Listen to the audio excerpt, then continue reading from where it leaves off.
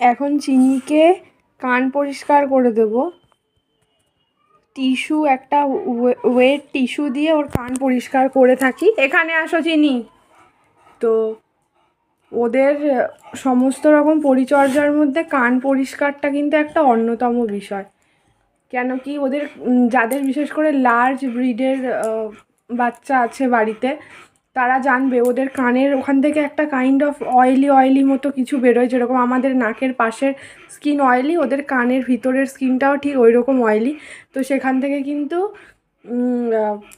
কিছু নোংরা জমে ওদের কানে। তো সেটা প্রত্যেক দিনই পরিষ্কার করে দিতে হয়। আর প্রত্যেক দিন যারা পারে না তারা অন্তত একদিন বাদে বাদে করে দিলে বেশি ভালো হবে।